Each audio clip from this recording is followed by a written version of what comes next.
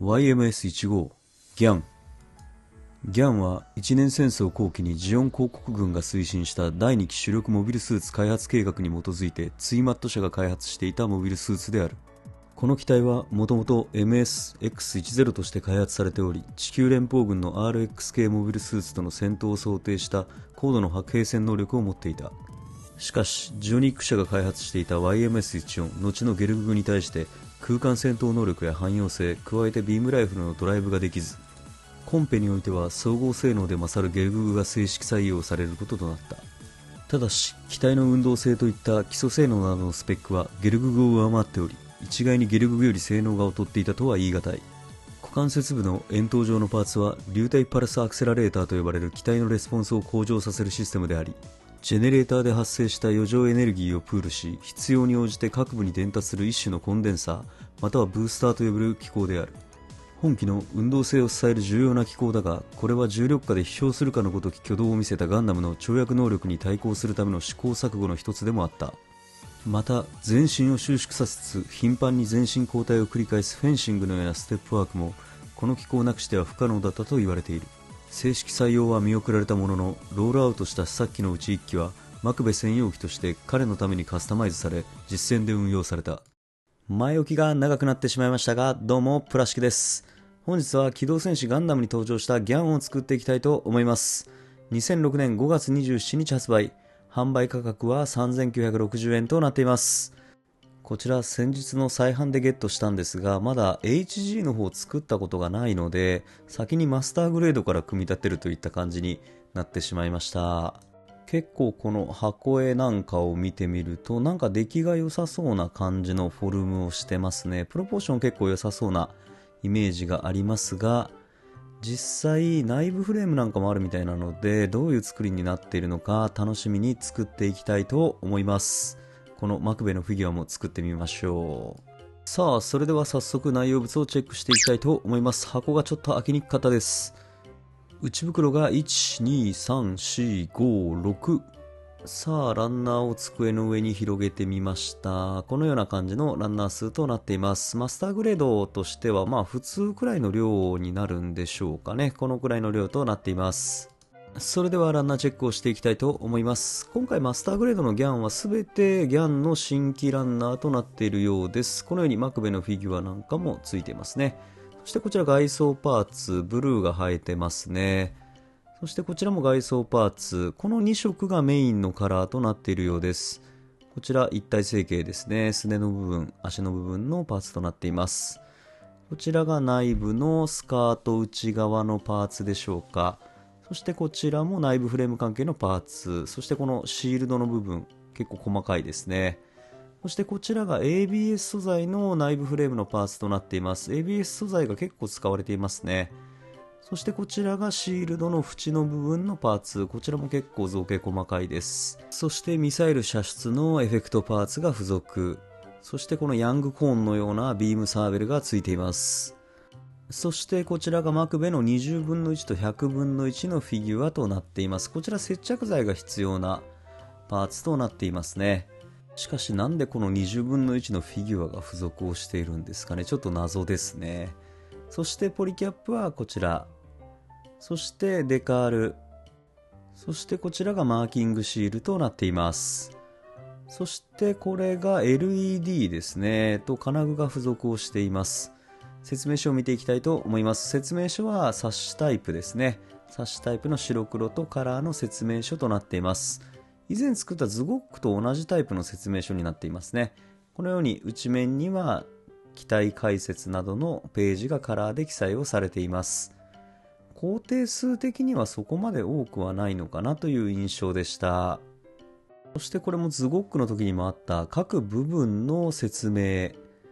そして余剰パーツに関してはこのような感じでポリキャップに出るだけですね。さあ、それでは最初に組み立ててみた内部フレームから見ていきましょう。このような感じの内部フレームとなっています。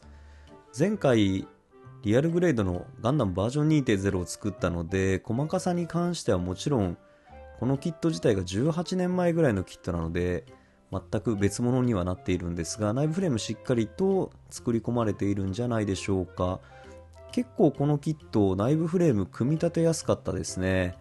シンプルな構成になっているのかなという印象を受けました。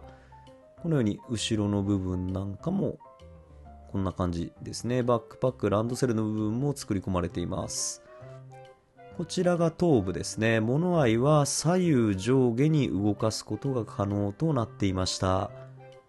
こんな感じで上下にも動かせます。そして腕部ですが、このように付け根の位置が結構動くので、あと肩も動くんで、可動域はかなり広いですね。このような感じの可動域となっていました。そして肘に関してはこの位置までぐいっと曲げられるので、可動域ものすごく広いです。こちらコックピット。そしてマニピュレーターは親指人差し指が独立して動きます。そしてこちらランドセル部分。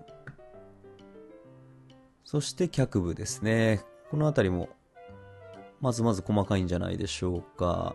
そしてこのようにつま先部分とその内側が動くようになっています。そしてかかとがこのくらいまで前に出るんですね。可動域とても広いですね。そして膝に関しても大きく二重で曲がるようにできていました。腰部の腰の取り付け位置部分はこの両足の付け根部分が別々で稼働するようになっていますね。このような形で可動域広めに取られています。さあ、それでは先ほど作った内部フレームに外装パーツを取り付けていきましょう。外装パーツ結構シンプルな作りとなっていて、はめ込みやすかったですね。胴体このようになっています。そしてランドセル設置してシンプルな胴体の完成となりました。頭部パーツ、このモノアイが少しシールシワになりますね。非常にこちらもシンプルな作りとなっています。このクリアパーツが少し厚いので中のモノアイが少し見にくいかなという印象を受けました。そして腕部パーツの外装パーツも結構すんなりとくっついてくれますね。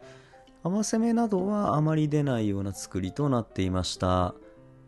このようにサクサクと外装パーツ取り付け可能となっています。こんな感じですね。肩位置なんかも段落ちとなっています。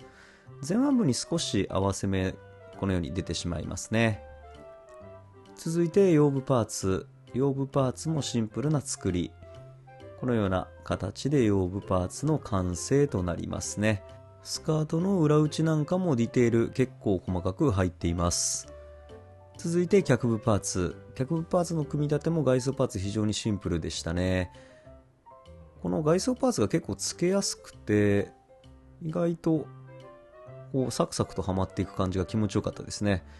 これで脚部の完成となります。合わせ目に関しては下のすね部分なんかは出ないですね。太ももと膝の部分付近に少し出るかなという感じでした。そして特徴的なギャンのシールド、このハイドボンブの部分は全て別パーツとなっていますね。このような作り。そして蓋をしたら内部が見えるという感じ。そしてこの持ち手の部分を取り付けをしてシールドの完成。そしてエフェクトパーツにこのようにミサイルを取り付けて射出状態を再現できます。ハイドボンバーはこちら別のパーツが3個ついてますね。そしてビームサーベルなんですが、このようにリチウム電池を100均で買ってきました。金具を取り付けをして蓋をし、ネジでこのように留めます。このように LED を組み込み本体に差し込みます。少し接触が若干悪くてピカピカたまに光ってます。そしてこの蓋をした部分でオンにするとこのような感じで光ります。いいですね。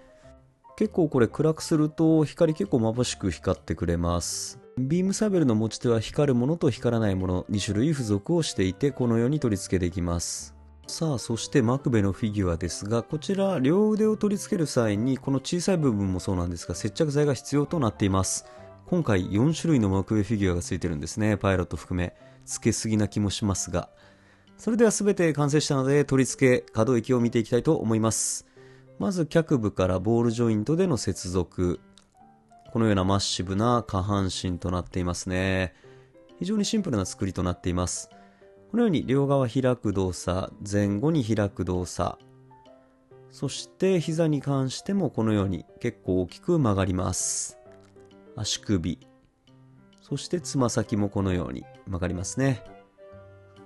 そしてこのように前に出す可動域もかなり広めに取られています。足裏の肉抜きはありませんね。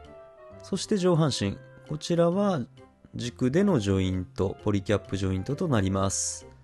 このような上半身になってますね。そして頭部はボールジョイントで接続。